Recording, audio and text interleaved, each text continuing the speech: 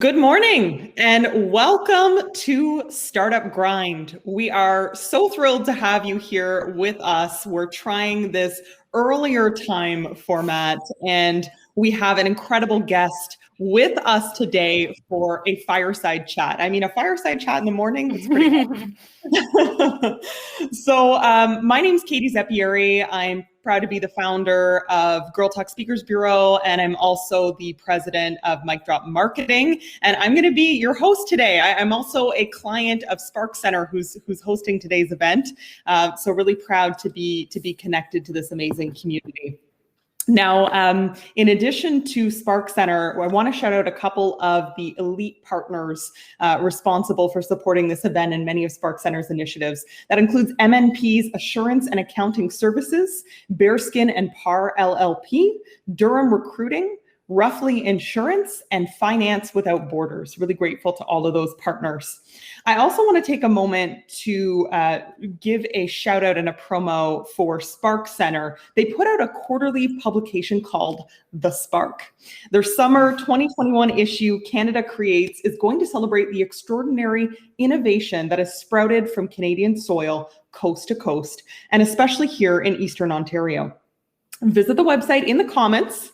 Stay tuned. I'm going to switch over to my stage comments here. Oh, look at that, thesparkmagazine.ca, to subscribe for the issue and stay tuned for details about our next Startup Grind event on June 29th as we sit down with some of the companies featured in Canada Creates.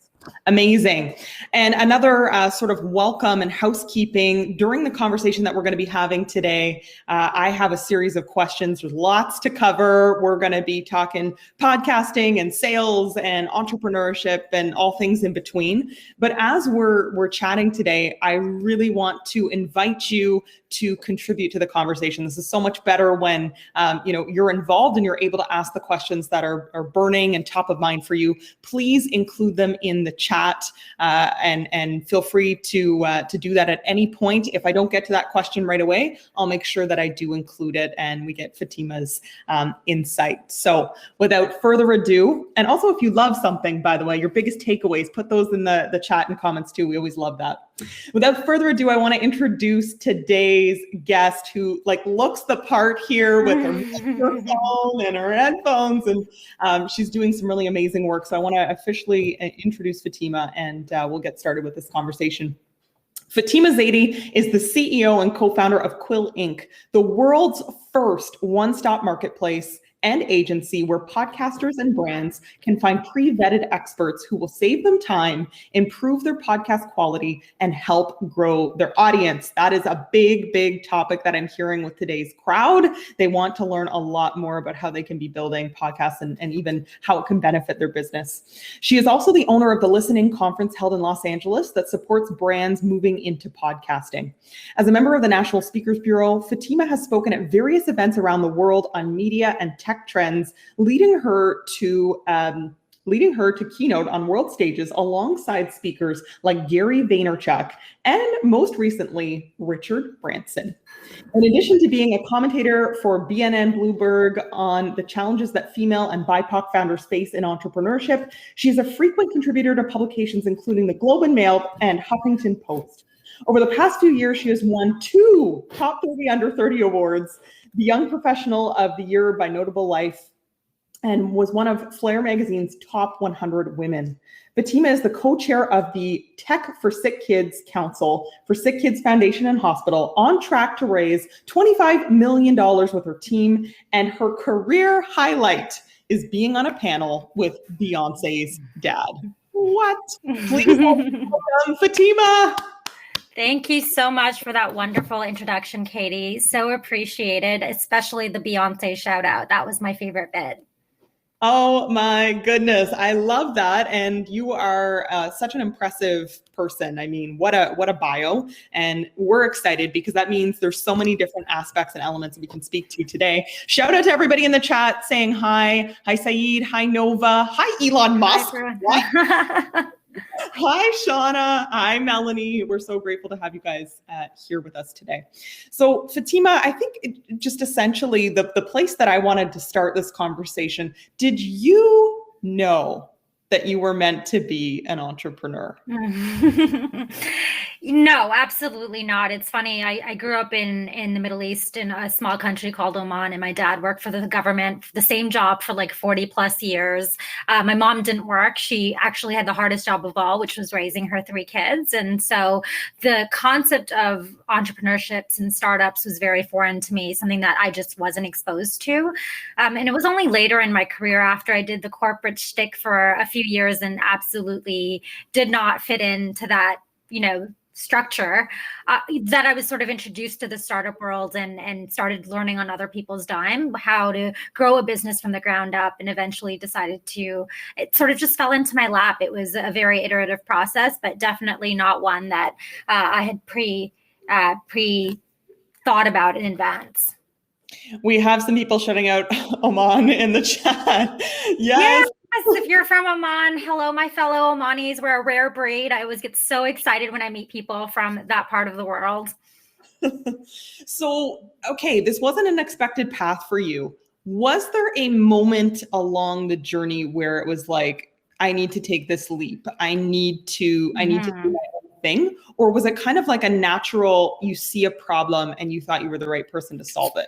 Yeah, so it's interesting because for many years I ran an agency with a really dear friend, Katie, you know her, Erin Burry, who's the CEO of Willful. And while we were running this agency together and I was responsible for sales, the biggest request that kept coming up from clients is we want to do something different. We want to push the boundaries of creativity. And back then, podcasting, it wasn't really a household name yet, but it was there. It was just sort of looming in the sidelines. And the growth for the industry, while a relatively new medium, it was just exponential. I mean, every year we were seeing a 30% increase in listeners as well as new production budgets. And so we started sort of dabbling in that space. And eventually I realized there's a lot of really great companies out there that are supporting brands with digital marketing and PR, which is what we really focused on, and branding. But there was really no agencies out there that were specializing in podcast production and marketing. And so by virtue of learning in the trenches with our clients, I decided to productize our services, and we launched Quill, the marketplace, because not everyone can afford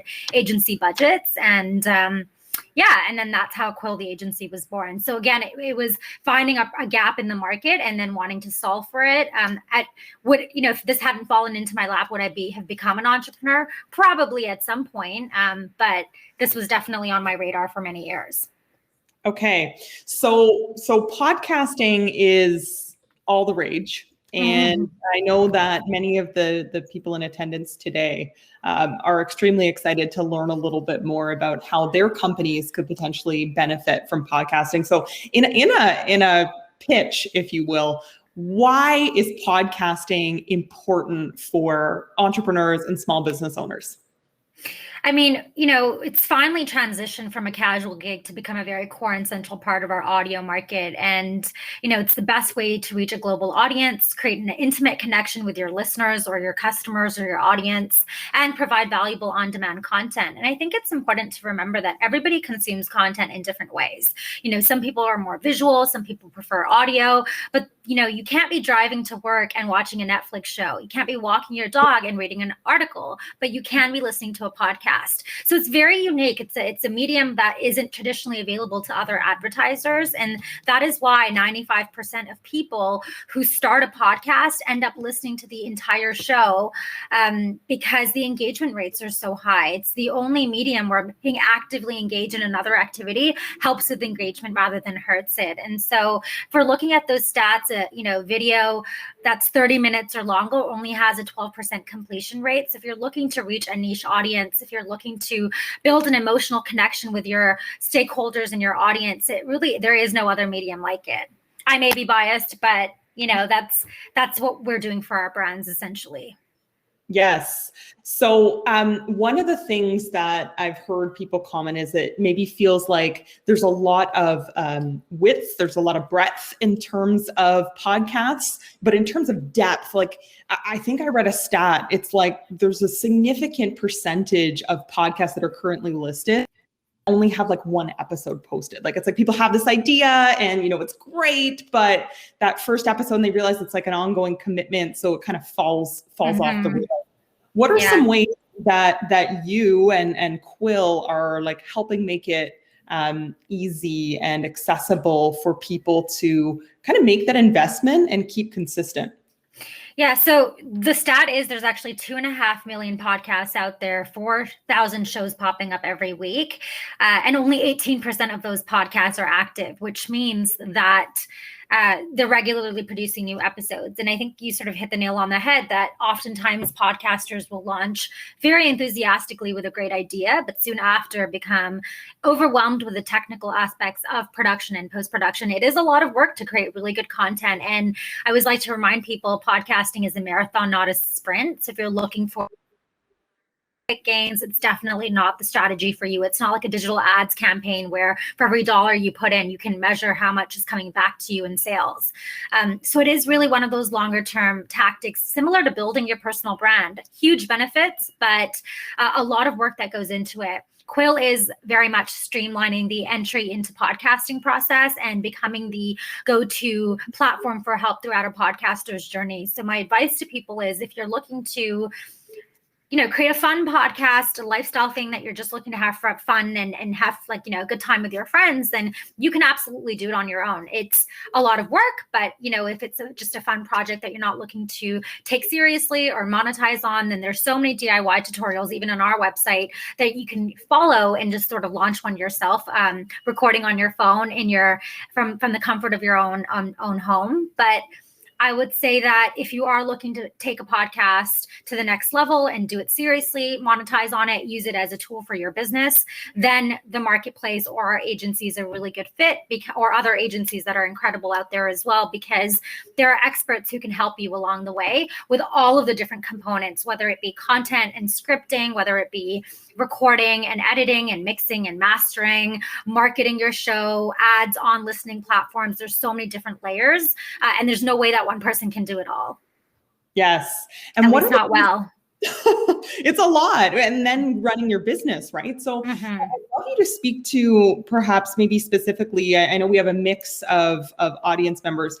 What should sort of be the strategy for, say, companies that are selling B2B when it comes to podcasting versus B2C, and maybe describe some of the differences there? Yeah. So for B2C, I find that it's extremely impactful to tell your brand story and develop some sort of a loyal connection with your listeners. So the format and the structure that I always recommend is for B2C companies, really try to evoke an emotional response with your listeners by telling your brand story in whatever format you choose. The example that I like to use is our household is, we're huge ice cream consumers, but we were never loyal to a particular brand until we watched or listened to the How I Built This episode for Ben and Jerry's. Jerry and Ben, the founders of the ice cream brand Ben and Jerry's, came on to tell their brand story. And it was the first time that I, really connected with any consumer product brand, to a point now where I will exclusively only buy Ben and Jerry's ice cream. Do they have the best product on the market? No. But do I absolutely love their brand story and feel a connection to them and want to be loyal to their brand because of their mission? Yes. So if you're a B2C, the best way to reach mass audience is to really be authentic on air and build that connection one-on-one with all of your listeners. For B2B, podcasting is a really great sales tool. We've been doing some internal studies at Quill for a lot of our B2B clients. If you have someone, let's say you're doing an interview style podcast, if you have prospective listen, you invite your guests to come onto your show from this prospective list. So you build a relationship with them over this 1 hour, and we're finding 60 to 70% of those guests end up converting into clients, vendors, partners, and larger contracts. So for B2B, it's really great way of getting in front of those companies and building longer term relationships, providing value to them before you sort of go in with some sort of a sales ask or prospective partnership ask. So B2B, I always recommend sales, and B2C, it's always about telling your brand story.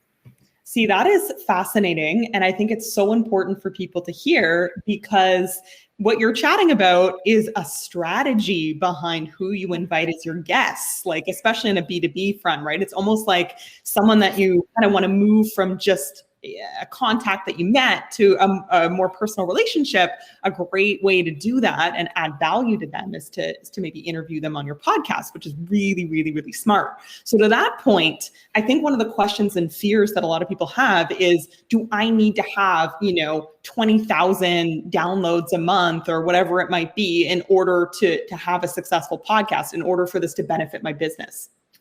Yeah, I mean, 20,000 downloads would be great, but that's 2% of the podcast out there, at least right off the gate. I mean, 20,000 for someone who's been podcasting for a couple of years is fairly common, but that's my point. It's a marathon, not a sprint. And so, this is a medium that's not about mass downloads and, reaching mass amounts of people. That's ads, that's PR. There are other marketing tactics that are much better at reaching a larger group of people. Podcasting is about reaching your audience, a niche audience, and an engaged audience. Some of the podcasts in our roster that are doing the best are on topics that I am so confused. Like, how are there so many people tuning into content regarding open banking? But there's a really engaged audience around the world on open banking, and they're tuning in from all over the world because one, there's not a lot of podcasts on open banking, so that's key, finding your niche and really owning it. But it's like-minded people that you're bringing together, and they're connecting with you as an influencer. And so it's not about how many downloads you have. It's 100% about how engaged your audience is. Very, very cool. We have a comment here from John, which I think is actually something great for you to touch upon. I think podcasts are going to face more competition for listeners because of new platforms like Clubhouse and Twitter Spaces. Adaptation might be needed. What are your thoughts on that? Yeah, so I love Clubhouse. I refer to Clubhouse as like a on-demand podcasting. It's just, pick it up and you start podcasting and you're live. I think the competition is always a good thing. Like, I've never been someone I love collaborating with competitors. It's like I don't necessarily believe in competition in the traditional sense. And so I actually love the fact that Clubhouse was introduced because it gives people another, avenue to create audio content, and that too real time. And, with Apple launching its subscription business, it just means more movement within the industry. And there's so much room for players at the top. I also like to remind people that even though there's 2.5 million podcasts with 4,000 shows coming up every week, if we compare that with 30 plus million YouTube channels, 600 plus million blogs, 1.5 billion websites, 500 hours of video content being uploaded every minute, where our numbers are still so minuscule. We're so early in the hype cycle that there's a lot of room for growth, and we welcome the competition is what we always say. I love that. And as we're chatting here, it's kind of like just coming to me on the spot. I'm like, this might be cool if you're up for this, Fatima. I'm almost wondering if somebody's like considered maybe starting a podcast or isn't sure where to begin. I'm almost wondering if they could like put their business name and like a little summary of what they do. Maybe we could almost get some recommendations from you. Like, like maybe a podcast like this or a podcast with that kind of style might be really good and helpful. Are you up for that? Yeah, definitely. Let's do it. Let's see how creative I can be this morning. So as we're chatting here for the next few minutes, please, if that's of interest to you, if you'd love to have Fatima's take on just giving you a couple top of her head ideas for podcasts, what a good podcast could be for your business, please type into the chat your business name and like a brief description of what it is that you do. Or if you have an existing podcast and you need advice on, how do I grow my audience? What hosting platform should I be using? Give me like 2-3 marketing tips, like happy to address that as well. And I'll also drop my email in the chat in case anyone wants to reach out after with a direct question that's like pertaining to their show. That's awesome. Love that. Okay. I'm really excited. Looking forward to seeing comments coming through here on the side chat. So when is a good time for a business to consider adding a podcast in terms of their life cycle? And this is going to sound a little bit cliche, but since inception. I mean, you are always going to be looking for sales and leads right from day one. You're always going to be looking to build relationships with partners and industry people. That's when it's a good time, when you're looking to build a personal brand, when you're looking to connect with like-minded people, when you're looking to, get in front of your target audience. If, there's a particular time for that and longevity of your business. So let's say you're an MVP or prototype stage for your company, just wait until you're live. But I would say as soon as, you're on the market and looking to connect with customers, that's probably the best time. So right from the beginning, just work it into your marketing strategy, and always keep in mind that it's not just a podcast that you're creating. You can take that content and convert it into other forms of content. So for example, with most of our clients, we will do both video and audio. Audio will go on platforms like Apple, Spotify, Google. You're reaching a educated, affluent, millennial professional audience there. We'll also put it on YouTube, the video content. There you're reaching more of a Gen Z audience, we find. We'll take some of the video snippets and we'll turn it into audiograms or videograms for social media. We'll transcribe all of the content for SEO purposes. So when people are searching for similar content, you'll rank higher on Google. We'll format it for SEO. We'll turn it into blogs. So it's not just, you're creating content is the way that you should think about it, and then repurposing it for different formats. I mean, we've worked with, conferences and events like this, for example, where we'll take the recordings and turn it into an audio consumption format. Wow. Oh my goodness. Like as soon as you start talking, it's exciting, because as you're saying, it's not just the podcast. There's all of these other touch points, which can also feel, I think, almost overwhelming for someone starting out too. But that's why it's great to know about agency partners who can help take on, some of these pieces for you. What would a reasonable sort of budget range look like, in terms of like, at what point could a company, with what budget could they consider kind of bringing on an agency to start helping with part of the pieces? I mean, that's the beauty of podcasting. You can essentially do it at whatever budget you're comfortable with. I mean, obviously, if you're working with an agency similar to Quill, you are typically looking at a higher price point investment, just because you have a team of people around you, and we're essentially creating branded shows with very high production quality. But even if you can't afford, agency prices, and you're not able to drop, say, $20,000 for a podcast series, there's some very incredible, cost-effective folks out there on our platform and otherwise. You can find people on Upwork and Fiverr. Quill is just one of the few places that you can reach out to podcasting experts and hire a generalist for a freelance rate. Typically for an episode, you could get someone from $400 to $1,000, and it's just a lot more economical that way. So you can still put out great content, even if you can't afford an agency to fund your first show. The price should not be a reason to sort of hold you back. There's also hybrid approaches. So we work on a hybrid capacity, and so do freelancers, where sometimes our clients will take on the content and we'll do all of the technical and marketing specific content, and that way it really brings down the price. So again, the price is so subjective to scope, but there's many options out there.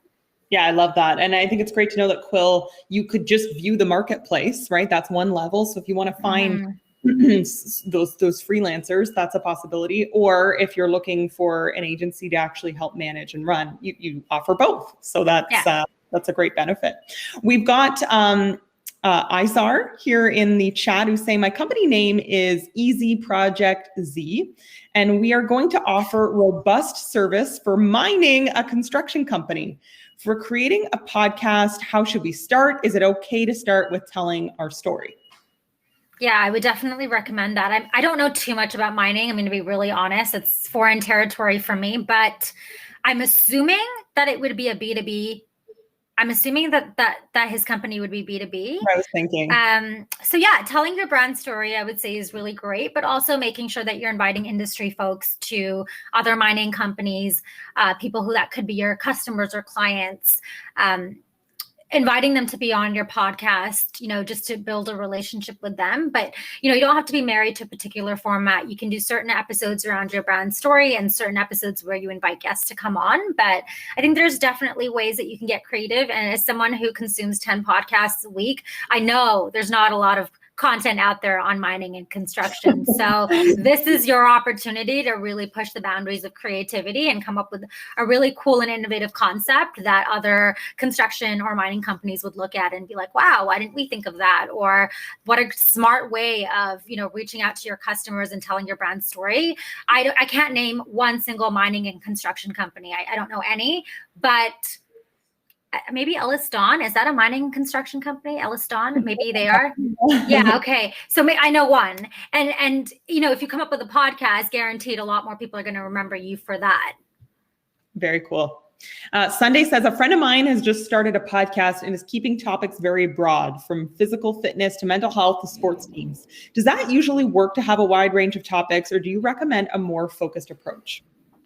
Yeah, it's interesting because when you are a host of a podcast, you're essentially a thought leader and subject matter expert on a particular topic. And I just feel like not everybody can be an expert on anything unless you're like the Richard Bransons of the world. So yes, I think Richard Branson could probably come out with a podcast and every episode could be on a different topic and people would tune in. But, my advice generally is hone in on one specific niche topic if you are looking to reach a subset of people, because I think it's very hard to be, an expert on physical fitness as well as social media, as well as mindfulness. Like you really want to pick a theme and make sure that your content or your listeners are following you week after week. Those listeners, some might be interested in mindfulness, but may not care about sports and health. And so you really want to reach one specific audience, and you can't be everything to everyone. I always like to tell my clients that you can't reach everyone, just like you can't be on all of the social media platforms and do it well. Yes. Could you give some insight into the different formats? Because I think maybe sometimes if people aren't as familiar with podcasting, they might only have like interview show as like one of the different styles, and weekly, sort of like weekly interview. But there's so many different formats of how podcasts can be. Did you want to paint a picture of what's possible? For sure. So the interview style ones are the most popular. Those would be shows similar to How I Built This by Guy Raz. My favorite type of podcast formats are typically doc investigative series. So anything that's documentary journalism. So Serial, is my favorite journalism podcast, I would say. It really is the podcast that made it a household name, the industry a household name. So that is more. Reply All is another one that I absolutely love. It's my go-to every week. I never miss an episode. And they're also an investigative journalist type show. Those are the ones that are the hardest to produce. So keep in mind, if you want to create some sort of a show like that, you are going to be investing a lot of time in pre-production because it's all about the research.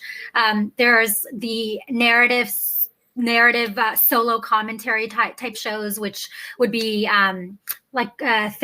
Purpose by Jay Shetty. He will literally get on to a recorder and talk for 1 hour, and he has such great content to share. So I will literally be engaged from minute one all the way to the end.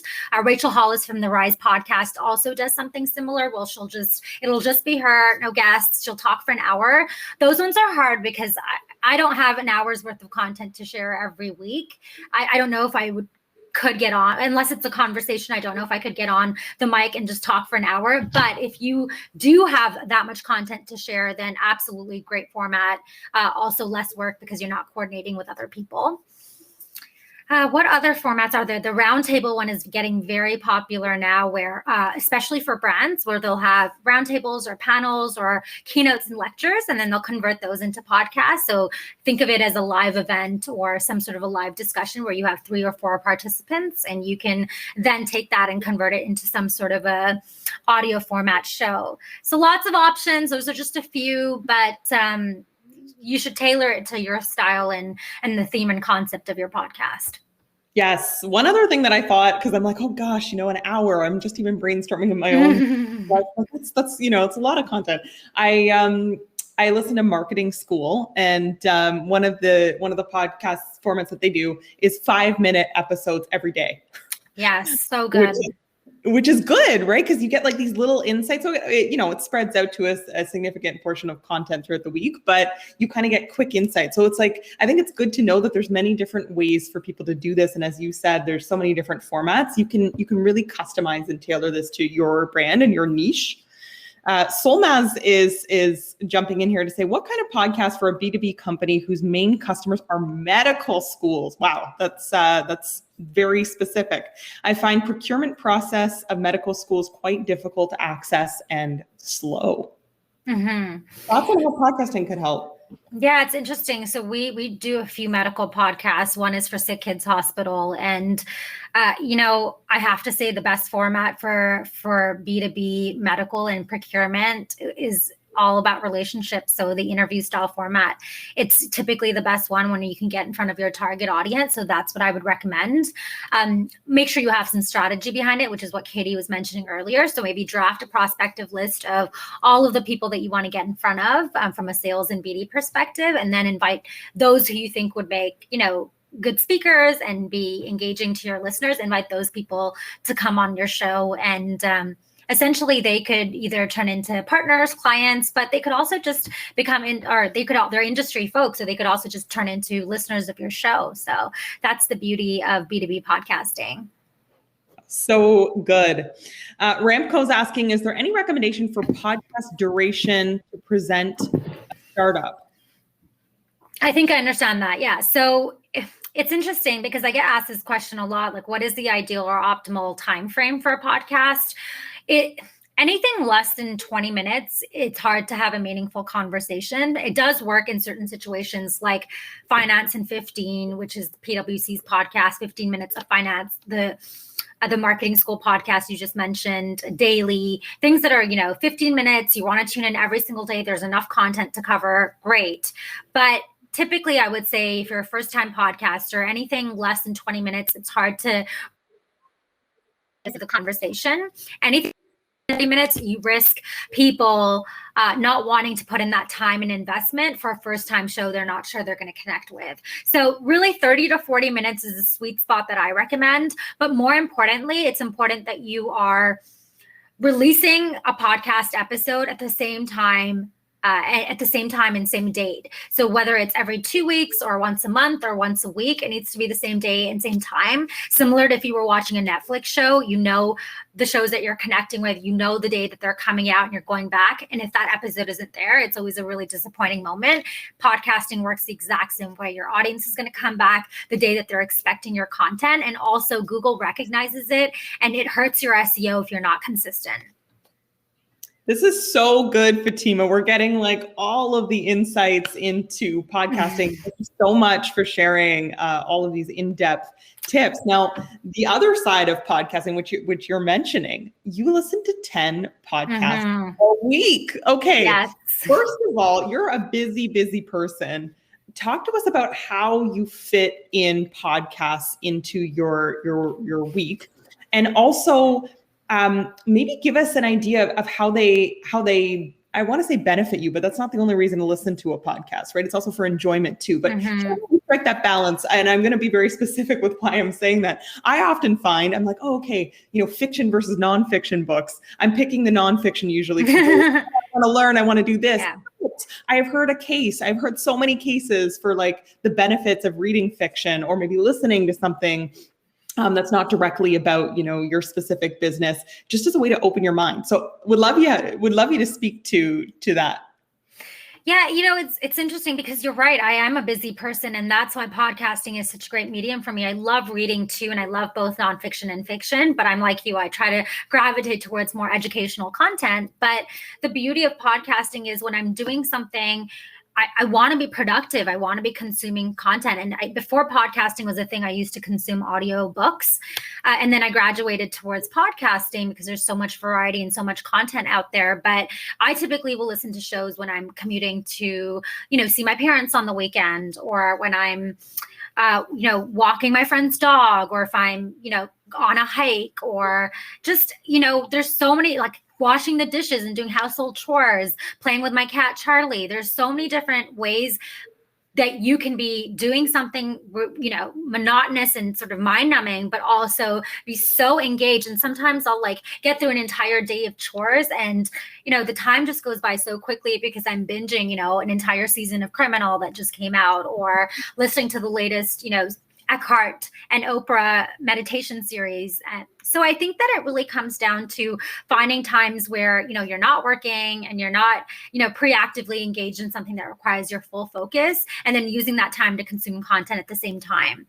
In terms of striking that balance between content that you really enjoy and educational and informative content, it's definitely a struggle, and something that I constantly feel guilty about. When I'm listening to or reading a murder mystery, I know that I should probably be reading The Startup Grind or Multiplier or, Oprah's like self-help book. But it's just, it's one of those things where when you work as hard as you do and you're an entrepreneur, you also, the importance of work-life balance and mindfulness and disconnection is so important, and it makes you a better worker that I really do. Like, for example, I don't work weekends, and I'm very, very intentional about that. So Saturday and Sunday are my 2 days off. And I don't care if people look at me and say, are you an entrepreneur? Like, how do you not work weekends? It works for me. It is what makes me a better leader. And that is the time that I'm consuming a lot of this content that, may not necessarily make me a better CEO, but I just enjoy it. And I'm, The Bachelor is like one of my guilty pleasures, and I'm unapologetic about it. I love that. And I also love that you intentionally set weekends for rest. And I think that we need more of that. I think that needs to be encouraged. I even read this week, and I've heard it said in different ways, but essentially work will kind of spread to take up the time that you give it, that you set for it. And that is so true. Like, I think if we're like, you get used to pulling like the 12-hour days or whatever, not to say that in some cases or in crunch time periods, absolutely, you need to be doing that to meet a goal or whatever it might be. I think on like a consistent basis, we could be more efficient with how we're using our time. Yeah. And I think, Katie, I used to be one of those people that worked 24/7. And then one day I read this life-changing article that I recommend everyone read. It's by this nurse called Bonnie, who is a palliative care nurse. And she interviewed, she put together an article with, and this sounds a little bit morbid, but it was like everyone who was in palliative care, what were the 5 top regrets of the dying? And, one of the top 5 regrets was, I wish I didn't work so hard. And I wish that I had allowed myself to be happier. And I looked back and I was like, wow, as an entrepreneur, it's a 10-year marathon, not a sprint. And the work will always be there. The problems that I have on a Friday will still be there on the Monday. I don't want to look back at my life and say that I worked it away and didn't get to enjoy the process and the journey along the way. And truly that mindset change made me such a better CEO, made me a better worker, made me a higher performer. And I think now the days are changing. Unfortunately, there's so many icons out there that promote the hustle 24/7 mentality, but people like Ariana Huffington and Tobias from Shopify have showed us you can build successful companies while also having balance.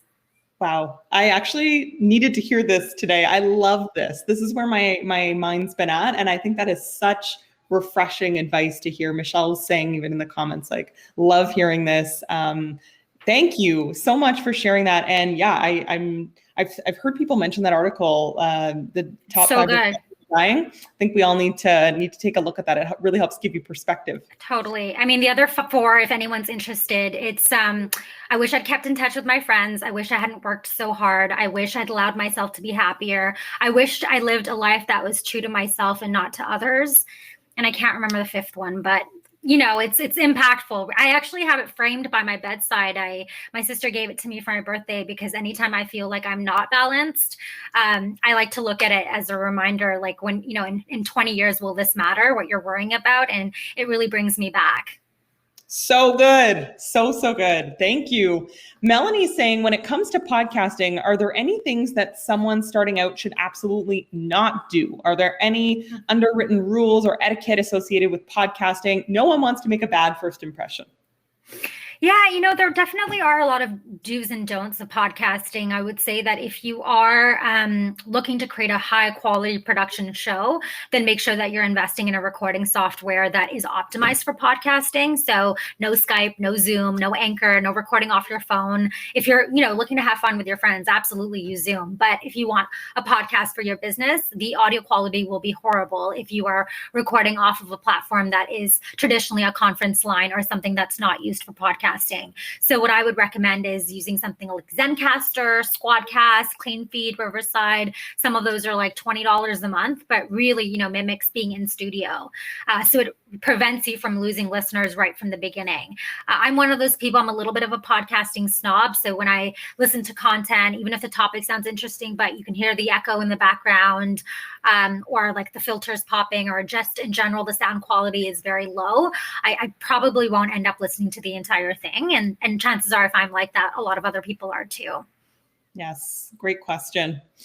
I want to shift. This has been such a power session on podcasting, and I think you've done such a great job of making it feel exciting and accessible to everyone here, regardless of what their business might be.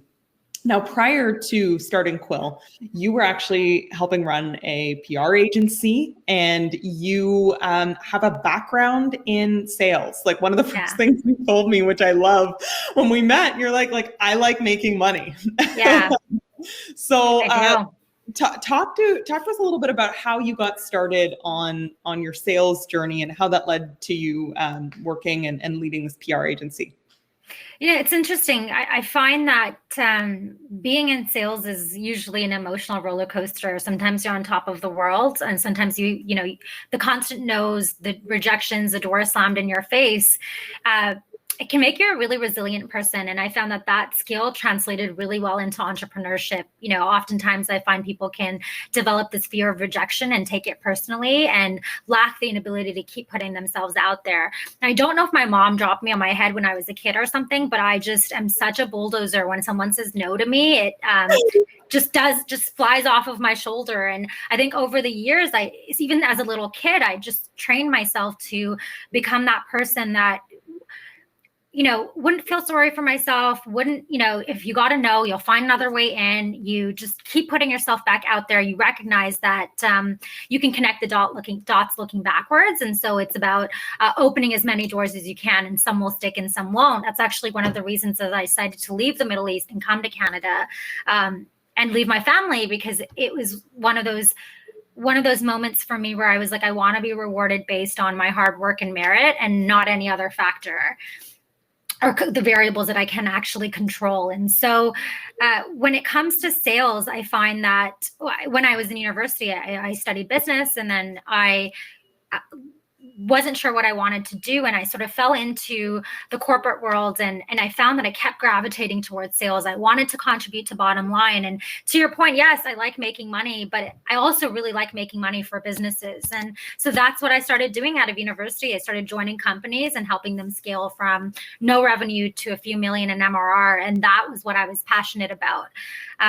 And so that was a really fun experience, like working with a lot of early stage startups, and then getting them to a point of just like very established, successful companies. And then when I joined Quill, I was like, oh, great. Now I actually have to think about scale. So it's not about getting from no revenue to a few million, but like, how do you become a unicorn company?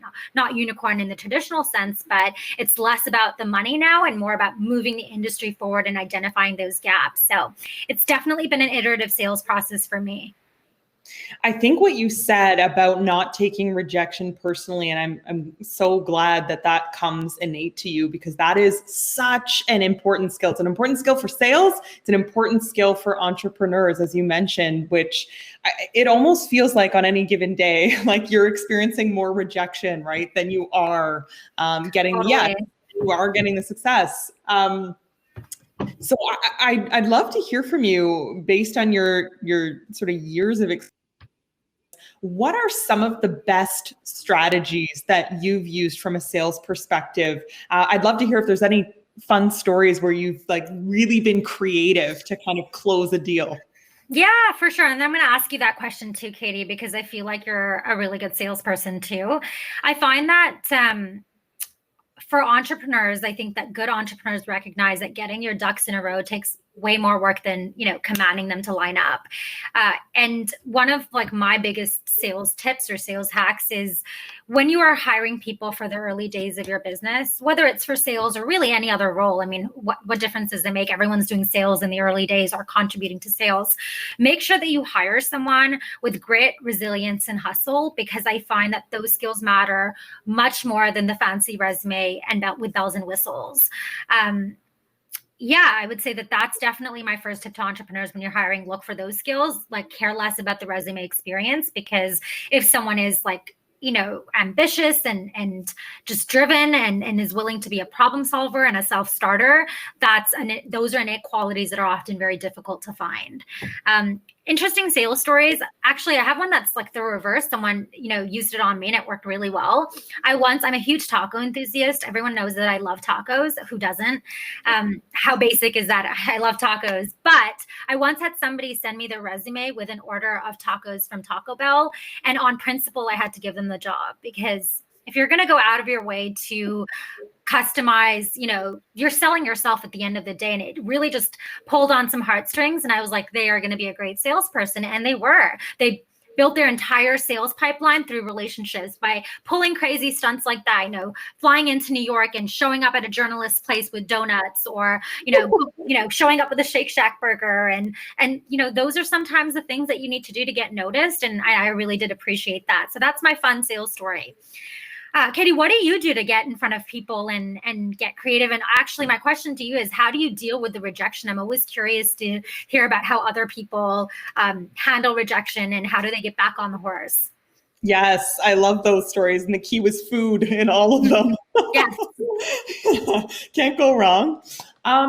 Thanks. Yeah, I mean, to be honest with you, I think I'm kind of like an in-between. I think to a certain extent, I'm a pretty resilient person, but I would be lying if I didn't say I do, like for me, what I do is personal, I feel, and I'm working to create a better separation between those two things.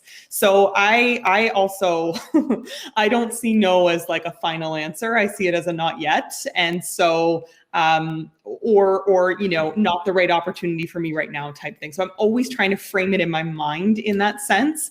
But I mean, if there's something that I really believe is the right fit for me, or it's the right client, or it's the right opportunity, and I get a no, I will oftentimes like continue to find other ways of sort of getting to the source. So for instance, there was a contract actually in 2020 where an owner of a marketing agency, she was looking for someone to manage her clients when she went on a 6-month mat leave. She was looking for somebody who owned their own agency. So I saw this and I'm like, that sounds great. We're kind of in a transition period with Mic Drop moving from, we were largely in the event space before, and it's really been a transition for us over the last year to be more of like consulting and branding strategy. And so, I mean, I sent an application and got a no, so looking for somebody with longer years of experience and that sort of thing. Well, didn't I go in the backyard and film a video and explain all the reasons why my company was the right company for this. So I often use video. I find that to be a pretty good medium. I mean, you're an excellent communicator. I'm sure you use that too. And I think it's just such a way to add this personal touch. Like even right now, I'm using an app called Vidyard, where you can upload your videos. As you know, if you're not familiar, basically you can like record a video and you can upload it. You can track to see who's watched the video and how long they watch and all these sorts of things. So it's great even on your websites and other marketing assets. But I'll often use that, and I'm starting to use Vidyard for that in emails. And it creates like this cute little GIF, and then people can click on it and actually watch your video message, even if it's a 2-minute message when I'm trying to sell or I'm trying to reach out to a new client or a cold contact. It's such a personal touch. It doesn't take you long, but it really helps make you stand out. Some of the other things, I remember hearing a producer from Breakfast Television talk about someone who pitched their show by sending a box in the mail, and it had a balloon when they opened it that had like a note at the bottom. Oh, I love that. I love that. So I've actually stolen that. I've used that for a speaker that I was trying to sign. So smart. Yeah, like I think any way in today's day and age, just an email or just bare basics. I always think like if you do bare basics, like you're going to get bare basic results back. So any way you can go above and beyond and just add that little bit extra is going to make you stand out. Absolutely. And I think there's something, and sometimes it's still a no at the end of all of that. You can go above and beyond and the answer is still no or no response. Or an unsubscribe. And honestly, the way that I look at it is there's something comforting about knowing that your problems will never look the same day to day. You can't give yourself more than the afternoon to be upset about it before you get back on the horse, because you're sure going to have a different problem waiting in your inbox the next morning. And I think that's the beauty. That's why I love being an entrepreneur. Your challenges never look the same day to day. And the resilience part of it is so key. Imagine if we held on to every no and doors slammed and rejection, we would never make it out the front door. Yes. And I love what you said, Fatima, because I think you said that when we look back, the dots connect. And that is such a good perspective shift, because in the moment it's like, oh my gosh, like I was counting on this, like this was the right thing. Like, but you know what? And I can look back on my life. Like we all can look back and say, okay, yeah, that didn't work out, but that led me to this. And then this happened. So it's good to, in the moment, just be like, you know what? In a couple of years, this is going to make sense. Like the dots are going to connect. I love this. This is the conversation we need on this Thursday morning. Melissa says, as someone working in PR, I can tell you that not letting rejection get you down is key. Fatima, I know you feel me on this. If anything, it fires me up to find a new angle, new direction to get the outcome I want. Especially PR. Oh my goodness.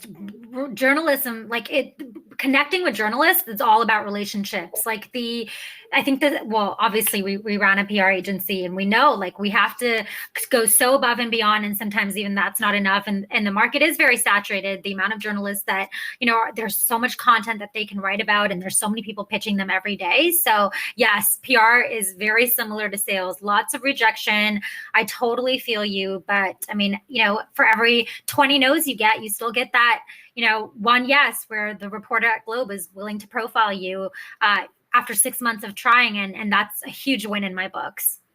Yes, absolutely. Speaking of PR, I think that's probably a good point. Podcasting falls into that, kind of bracket of marketing and PR. A lot of companies and a lot of the people in the audience are startups, and they're working in a wide variety of spaces. Perhaps speaking to the benefits of adopting and thinking about PR early, and maybe giving some context, Fatima, into what are PR. Maybe people only have the idea that it's okay, I pitch to TV and radio, but it's a much broader theme than that. Could you speak to how PR could benefit startups? Absolutely. So PR is one of those things, and I'm not biased because I was in the industry, but I promise you, as a salesperson, people don't realize that there's huge benefits of ROI, credibility, and conversions when it comes to PR.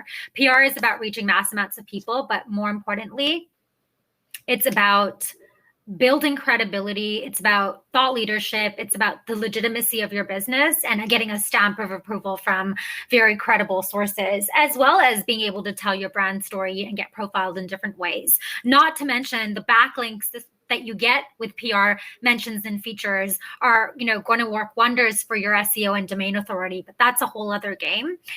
The one thing that I have noticed with PR is it is very hard if you're not a PR professional to figure out the right angles, build the right media list. It's all about relationships and getting in front of the right people. And so, when you can, I highly recommend investing in some sort of, like Katie's company, you do PR, investing in a team like Katie to do a lot of that legwork for you and to do the pitching for you, because chances are this is what they're doing every day. They're, the journalists know them and they've built relationships with them. And unfortunately, I've been in this industry, so I know oftentimes journalists, if they don't even recognize the name, they may not even open the email.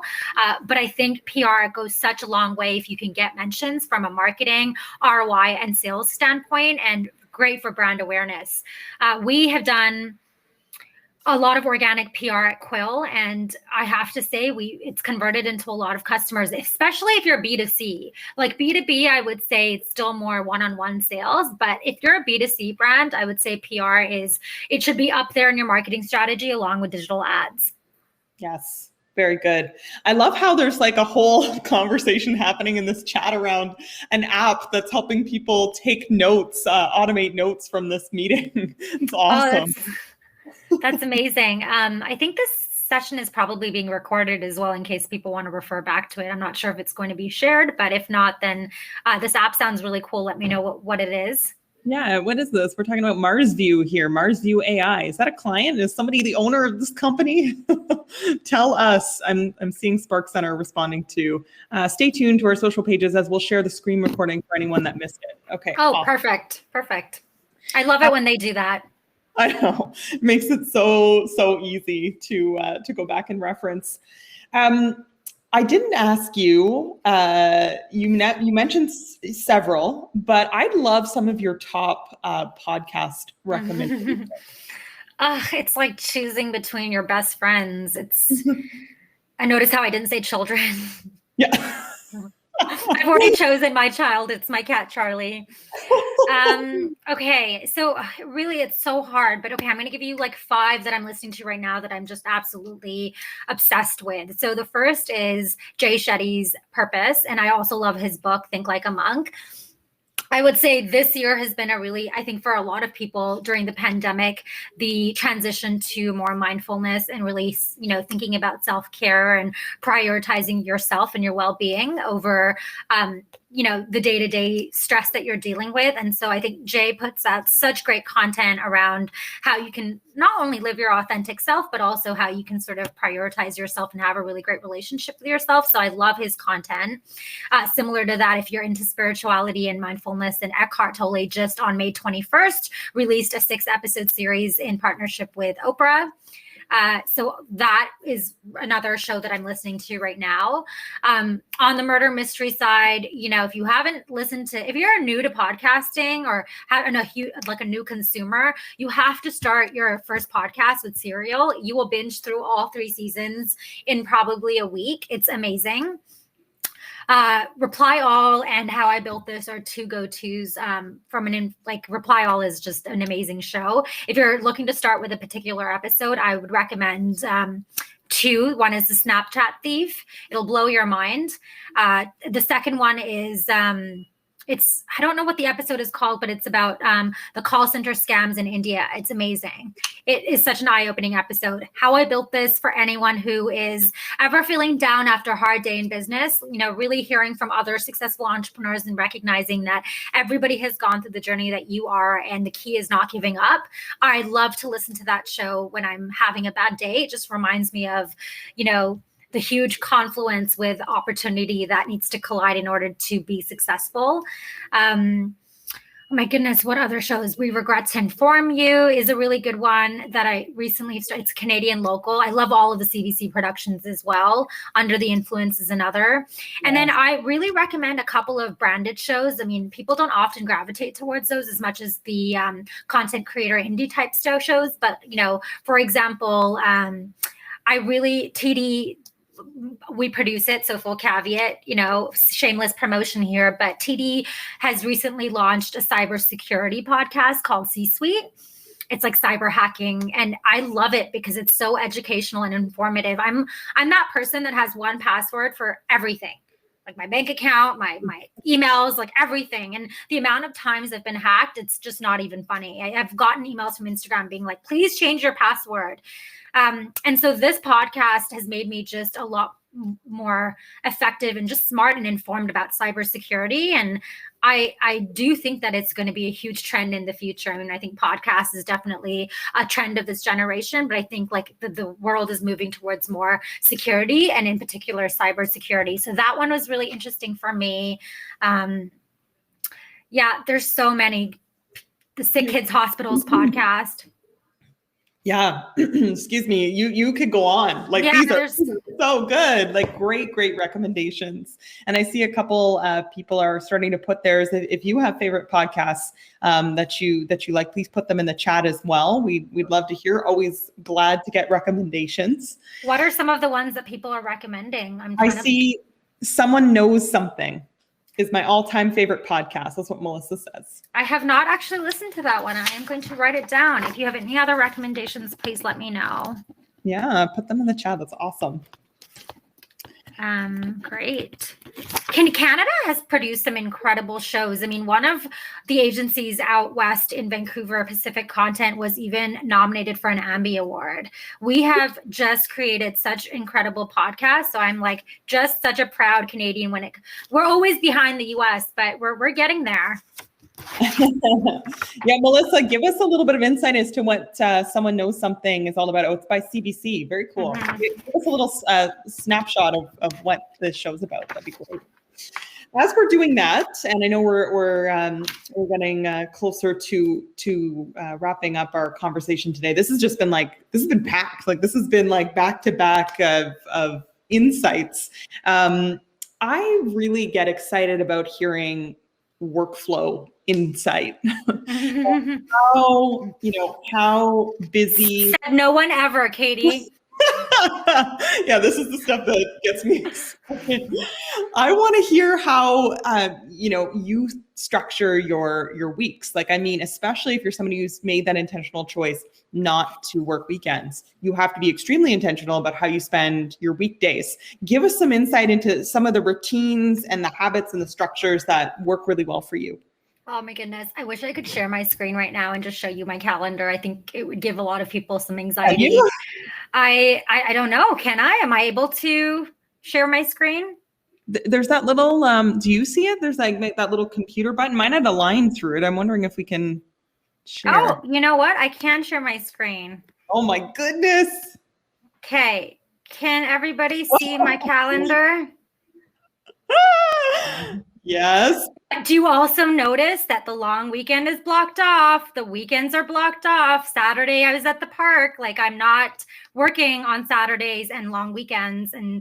But this is how I structure my days. I have pretty much, I'm so intentional with my time. I start working at around 6 or 7 in the morning, and I am just weak. I mean, this is the thing, right? Like, and this is my whole world. So if you see something embarrassing in there, please ignore.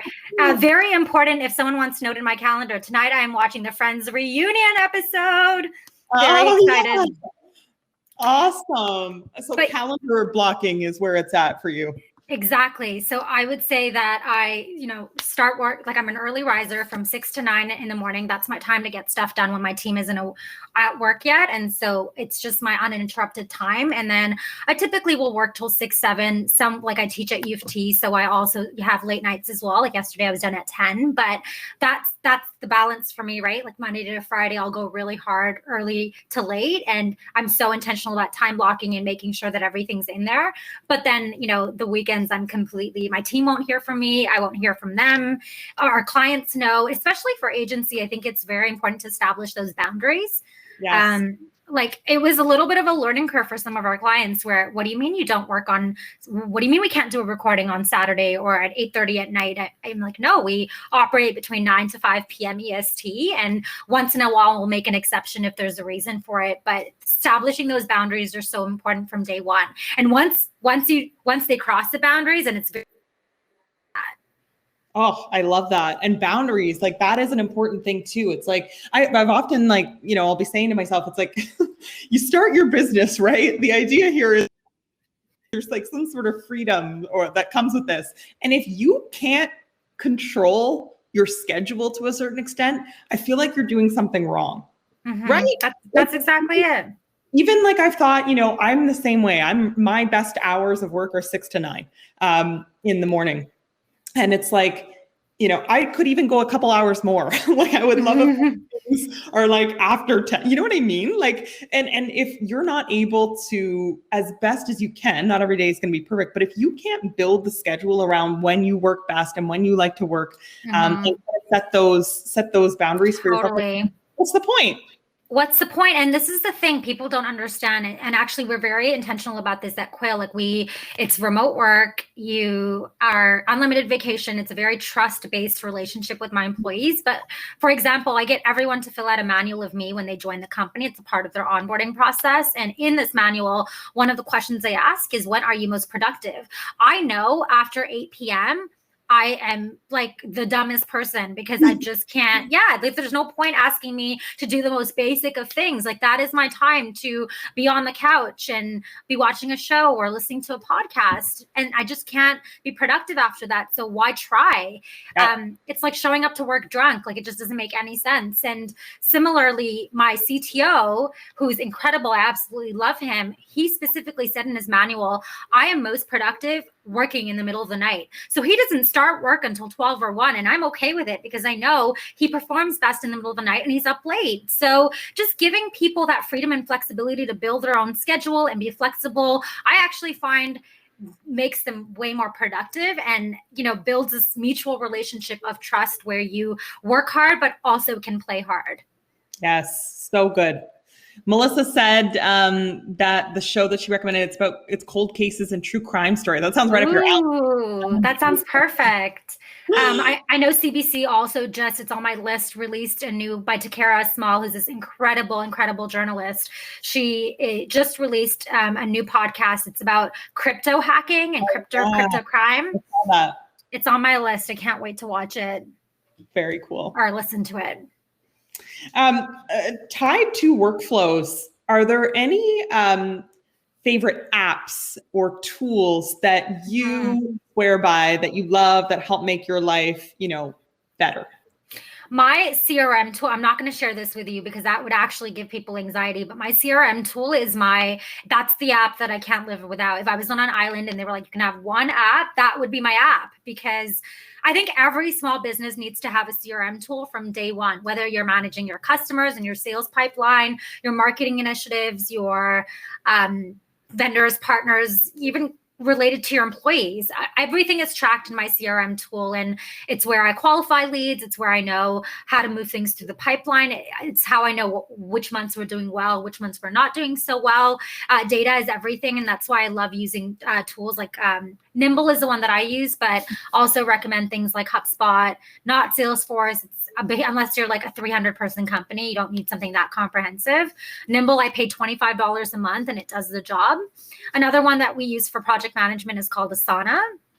And it's just a great tool because you can go in and see what everybody's working on that week. You can see if people are at capacity, if people are under capacity. It's great for resourcing, and it's just great to be on top of, what projects are on the go right now, what deadlines are.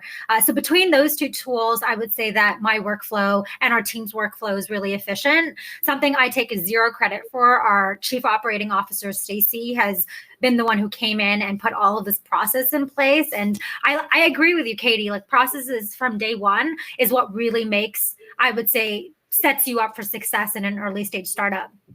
Yes. Excellent.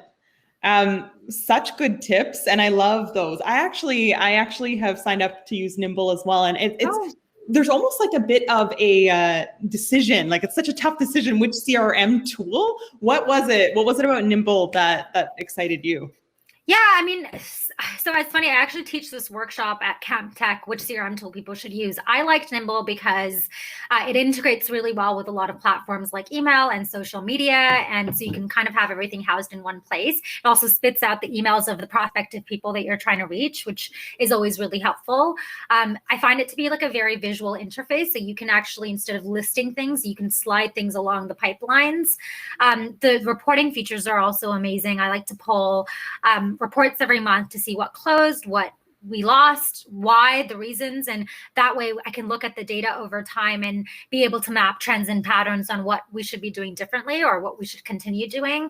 So Nimble is really great for an early stage startup because it's also cheap. Like it's $20 to $25 a month, which, you're paying way more with some of the more comprehensive platforms. Yes, excellent. Well, as we're getting to the last few questions here, I just want to reiterate what Spark Center put in the chat. If there's any final questions related to anything that we've chatted about today, branding, entrepreneurship, podcasting, sales, and more, please put them in the chat, and we'll be sure to get to those in the last part of our conversation here. What are your biggest time wasters or things that pull you off focus? Because we are living in an age of distraction. And how do you keep yourself focused? Yeah, there's a lot of distractions. I'm not even going to pretend that I don't, I'm like so focused all the time. That's not a thing. I mean, when the Bachelor season starts, it's like 2 hours of my life every Monday that I have to watch the show. And I'm like, oh goodness, like I feel so guilty watching it because I know I'm wasting time, but it's also just such a good guilty pleasure. And we live in a day of social media. I mean, you can literally just pick up your phone and swipe, swipe, swipe, swipe. And there's always content that you can be tuning into. So actually what I do is I delete my Instagram and Facebook when I'm not using it for work during the week. Just because when I pick up the phone and I automatically it's like an addiction where I want to go into Instagram, it's not there. And of course it's different if, my team's like, we want you to promote this, or, I've noticed that, our Willful is launching something and I want to share it on social. I'll go back in and do that. But that's one way that I try to curb my distraction, is eliminate those like social apps during the week when I'm trying to be productive, and then use it for weekends. And then I would say the biggest distraction in my life is my cat, Charlie, who I'm surprised has not made a cameo during this. Yeah. Yeah, he's my biggest distraction. Even when I'm like in the middle of a really intense day and he like waddles over to me and does this plop and looks up at me, I just have to drop everything. And it's just like 2 minutes of bliss in the middle of a crazy day. Love that. He also made it into some of the promo images for this event, which was awesome. Yeah, so tied to those Twitter, Elon Musk. Elon Musk was saying that Twitter is his distraction. Twitter is definitely a huge distraction, especially during elections and political campaigning and stuff. When the US presidential elections were happening, my productivity had gone down to like 20% because I was constantly on Twitter. But Twitter is also just such a gift to humanity. Some of those tweets out there and hashtags are so golden. And tied to this, and I know podcasting is a big part of where you do a lot of your learning. Mm-hmm. This is kind of like the anxiety that I'm going to speak, constantly battling between like output and input. And you have to naturally where my mind goes is like output, like, let's go, let's produce, let's do these things, let's outreach. But you have to have time and space for input. You have to be constantly learning and growing and staying up on trends. And, you need to know what's happening in the news, and you need to be, there's like such a balance to those two things. It can feel like a bit overwhelming at times, thinking, oh gosh, how do I make space for this? I see LinkedIn Learning. I'm like trying right now a Coursera course, just even to audit it. I don't need the certificate. I'm trying to just make room for learning. How do you make space, and how do you really think about the learning and keeping up with what's happening while balancing that with your output? Mm-hmm. It's so interesting that you said that, Katie, because obviously it's very clear to me that you're really big on personal development, and I think everybody should be. I think it's just, and not just personal development with, news and business and your company. I think personal development is also just so key. And I think what constitutes as a successful person isn't just how great your company is doing, and are you on top of what stocks are doing well, or who's the prime minister of Switzerland. That is, that's definitely a component of it, being well read and well traveled and knowledgeable about various topics and industries. But I think being well rounded as a person in all of your burners, whether it's work, creativity, spirituality, relationships, all of those are equally important. It's kind of like this little pie that I think about it. And, when I'm journaling, for example, there's some burners are doing really well, like my career and, my relationships. But then oftentimes I'm like, but did I, go for a run every single day this month? Was I physically healthy? Was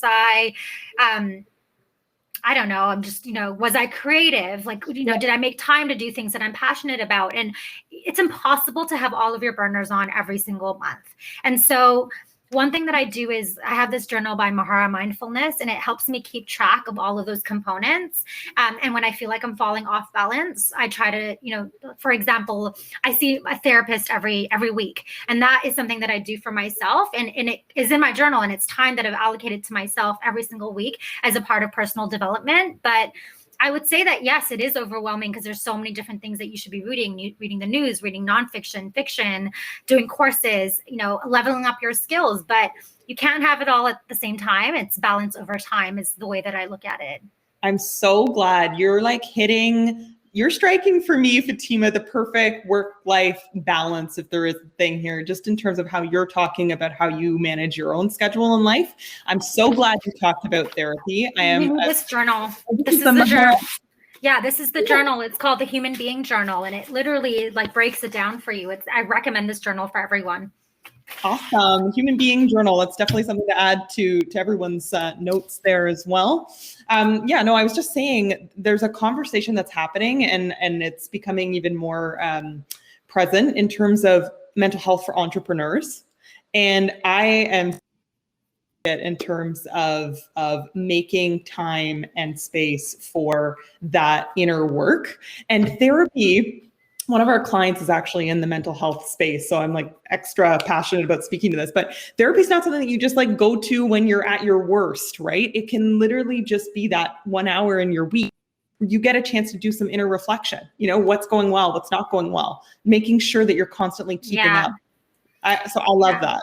Therapy I think it should be mandatory for everyone. I mean, think about the world if everybody had a therapist assigned to them and it was like, just like going to the gym every week, you have to go see your therapist. And there's nothing like, I'm not seeing a therapist because there's something wrong. I'm seeing a therapist because I think that the personal development and the relationship that you have with yourself is always going to be a work in progress. And there's always work to be done. And something I discover every week in therapy, I'm like, oh, I didn't even realize that, that was bothering me. Or I didn't realize that, my mindset on this is because of X, Y, and Z. And there's always new insights. It's been I've been doing it for a year now, every week, and it's been life-changing. So highly recommend, if you have insurance or if you can afford it, highly recommend that you tap into it.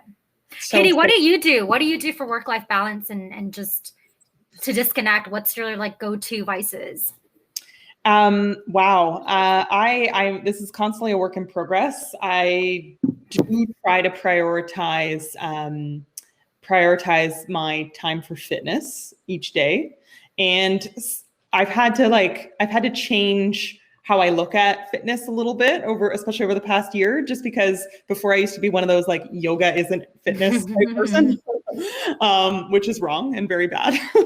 But now, even if it's like some days, like I can literally only get out for a walk. It's just that busy in a day. And I'll just take some calls if I can, even if they're personal calls, right? Like on my walks.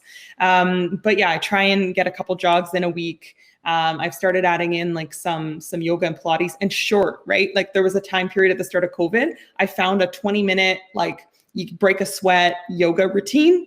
And I was doing that every morning, like every weekday morning, I was doing that routine just to get into a good headspace. Speaking of which, Headspace, the app. I love it. I use it too. I use it every day. That Headspace, and then also Deepak Chopra's app, because he releases every couple months, he'll release a new meditation series. And I'm doing one right now with Alicia Keys and him. And it's free content and it's gold.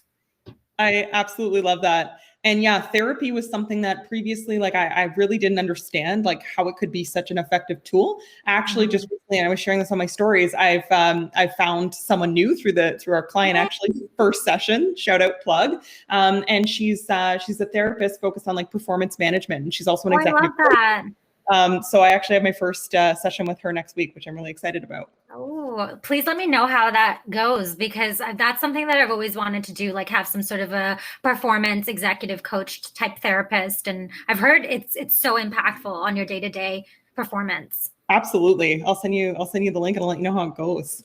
Perfect.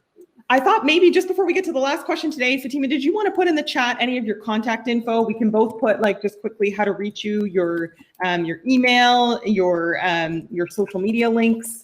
And then that way, if anybody's looking to get in touch with us, they can. We're so grateful to everybody for being part of today's conversation. I mean, what a powerful chat. We've covered quite a bit of ground. And what I really liked about today's conversation was Fatima really helped make everything practical and tons of nuggets and takeaways here. So let me put mine in there. Never spell LinkedIn. I literally never know how to spell LinkedIn. You got it. Okay, awesome. So contact information is over to the side for anyone. Lastly, Fatima, to kind of wrap up today's chat, what is next for you? What are some of the goals that you're working on personally and professionally in the next 1 to 5 years? Oh goodness. I would say on the professional side, Quill is launching a new, we're a tech-enabled agency. So we have a couple of products, the marketplace being one of them. And now we're launching a new product in a couple of weeks, actually. So very excited about that. I think the goal is for us to move into really like moving the dial for our industry. There's like 3 significant challenges that we've identified in the industry that no one is really solving for. So we got tired of waiting and decided to build this product for ourselves and for our clients. And through the process of building this product, we realized that actually everybody needs it in podcasting. So that's launching this summer. We are very excited about that. Personally, I would say that the work that I'm doing with the Sick Kids Foundation is actually extremely important and meaningful to me. It's doing sales for a profit organization and for yourself is a very different experience when you're fundraising for a really meaningful cause. So right now I'm on track where we've just raised over $6 million. Wow. And our goal is $25 million by the end of our time campaign. And what we're doing is we're raising funds right now for a suicide prevention project. It's a wearable technology that if you are at risk of, mental health issues or just in general going through a really rough period, which a lot of kids and youth are during the pandemic that nobody's really talking about right now. If you put this bracelet on them, it can really be the difference. Wow. I love that.